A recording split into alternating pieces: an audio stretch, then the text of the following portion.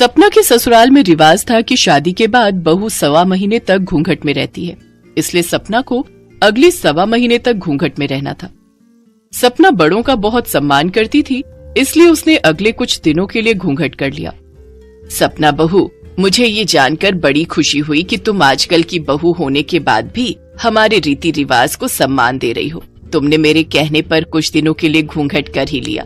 जीती रहो बहू, सदा खुश रहो। बस कुछ दिनों की बात है, उसके बाद तुम भी मंजू की तरह बिना घूंघट के रह सकती हो। कोई बात नहीं माँ जी, मुझे तो रीति रिवाज मानना अच्छा लगता है और घूंघट में मुझे कोई परेशानी नहीं हो रही है। चलो फिर मुझे तसल्ली हो गई, नहीं तो मुझे लगा था तुम ना जाने क्या सोचोगी। अच्छा, आज तुम्हारी पहली रसोई है, सबके लिए कुछ मीठा बना लो। चलो मैं तुम्हें रसोई दिखा देती हूँ।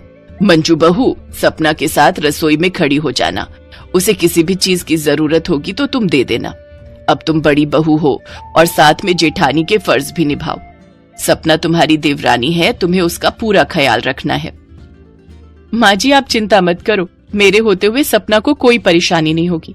सपना मेरी छोटी बहन की तरह है, मैं इसका पूरा ख्याल रखूंगी। चलो रसोई में चलते हैं। तुम खीर हलवा जो भी बनाना है बना लेना, मैं तुम्हें सामान दे देती हूँ। सपना मंजू को रसोई में ले जाती है।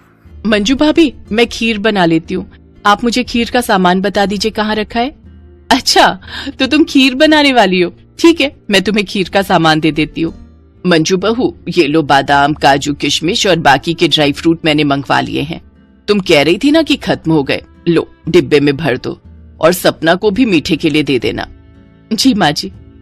सपना ने घूंघट ढका हुआ था, पर उसने खीर बनाने के लिए घूंघट को थोड़ा ऊपर कर लिया। इस बात से मंजू अनजान थी। मंजू उसे खीर का सामान देने लगी, पर सपना देखती है मंजू ड्राई फ्रूट के डिब्बे पूरे नहीं भरती। वो थोड़ा थोड़ा ड्राई फ्रूट बचाकर अपने पास रख रही है। सपना को ये सब अटपटा लगा, पर उसने सोचा हो सकता है मंजू ने वैसे ही खाने के लिए ड्राई फ्रूट रखे होंगे। वो उस बात को अनदेखा कर देती है और सबके लिए खीर बनाती है।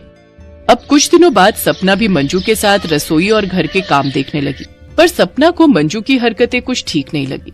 उसे शक था कि मंजू को चोरी करने की आदत है। जानकी, अभी पिछले हफ्ते ही तो चीनी के 5 पैकेट आए थे, आज चीनी खत्म भी हो गई। 5 किलो चीनी एक हफ्ते में खत्म। हो सकता है शादी के बाद पिछले 2 महीने से आया गया लगा हुआ था, तो लगी जाती है चीनी तो। सपना सारी बातें सुन रही थी। उसे याद आता है कि जब चीनी के पैकेट आए थे तो मंजू ने 3 पैकेट चीनी ही रसोई में रखी थी, 2 पैकेट अपने पास रखे थे। पर मंजू ने सोचा कि सपना ने उसे घूंघट से देखा नहीं होगा, इसलिए वो नजर बचाकर चोरी कर रही थी। जब से सपना आई थी वो अक्सर ही मंजू को चोरी करते हुए देख रही थी। सपना ने सोच लिया था कि वो सच्चाई का पता लगा कर रहेगी, इसलिए उसने एक दिन मंजू का पीछा किया। कि मंजू भाभी इतना बड़ा थैला लेकर कहाँ जा रही हैं? मुझे उनका पीछा करना चाहिए। अक्सर ये ऐसा थैला लेकर बाजार जाती रहती है। मंजू एक पंसारी की दुकान पर थैले में से कुछ सामान निकाल रही थी। भैया जी, इस सामान के बताओ कितने पैसे हुए, तौल कर बताओ। ये सारा सामान आपका पूरे 12,000 का है। ठीक है, लाओ, आप मुझे 12,000 रूपए दे दो। मंजू ने 12,000 रूपए लिए और चुपचाप घर आ गई। ये तो बहुत गलत बात है, भाभी चोरी करके सामान बेचती है। मुझे भाभी को सही राह पर लाना होगा। ये रोजाना चोरी की आदत अच्छी बात नहीं है, पर ये चोरी कर क्यों रही है मुझे ये भी तो नहीं पता। एक बार दुकानदार से पूछती हूँ, शायद कुछ पता चल जाए। सपना दुकानदार के पास जाती है। भैया जी, जो अभी आपको सामान बेचकर गई है, क्या वो अक्सर आपके पास आती है? हाँ, वो बहन जी तो अक्सर ही मेरे पास सामान बेचने के लिए लाती रहती हैं। सामान बढ़िया होता है तो मैं खरीद लेता हूँ। अगर आप मुझे सामान दोगे तो मैं आपसे भी खरीद लूंगा, पर दाम कम दूंगा। ठीक है भैया, नमस्ते। सपना समझ जाती है कि मंजू को सच में चोरी की आदत है, पर मंजू की चोरी की आदत को कैसे छुड़ाया जाए और मंजू चोरी क्यों करती है, इसका भी पता लगाना जरूरी है। ये सब बातें सपना के दिमाग में घूम रही थी। सपना घर पहुंचती है तो उसकी सास गुस्से में थी। माँ जी, ऐसी पीतल की 5 कटोरी एक साथ कौन चुरा सकता है? रसोई में सारे बर्तन गिने हुए होते हैं। मुझे तो पुष्पा पर शक है, जरूर उसने ही सफाई बर्तन करते समय कटोरियों पर हाथ साफ किया है। नहीं मंजू, पुष्पा हमारे घर में तुम्हारी शादी से पहले से काम कर रही है, आज तक ऐसी चोरी कभी नहीं हुई। माँ जी, नियत बदलते देर नहीं लगती है तो नौकरानी ही ना। और इतने दिनों से आप कह रही थी कि रसोई का राशन का सामान भी चोरी हो रहा है, तो मुझे तो पुष्पा पर ही शक है। मंजू की झूठी बातें सुनकर सपना गुस्से में आ जाती है और कंट्रोल से बाहर हो जाती है। माफ करना माँ जी, आज मैं अपना घूंघट उठा रही हूँ। मैं रीति रिवाज का सम्मान करती हूँ, पर मैं किसी के साथ गलत होते नहीं देख सकती। ये बात मैं घूंघट झुका कर नहीं कर सकती, घूंघट हटा कर सकती हूँ। मंजू भाभी किसी बेकसूर पर चोरी का इल्जाम लगा रही हैं। चोर पुष्पा नहीं बल्कि मंजू भाभी हैं। अभी तक जो भी चोरियां हुई हैं सब मंजू भाभी ने की है। ये क्या बकवास कर रही हो सपना? कल तुम शादी होकर आई हो और आज मुझ पर चोरी का इल्जाम लगा रही हो। पहली बात तो ये कि तुम तो घूंघट में रहती हो, तो तुम्हें कैसे पता कि किसने चोरी की है? और तुम ये दावे से कैसे कह सकती हो कि मैं चोर हूँ? सपना बहू, तुम ये क्या कह रही हो? मंजू चोर है? ऐसा नहीं हो सकता। मुझे नहीं पता भाभी ये चोरी क्यों करती है, पर मेरे पास सबूत है।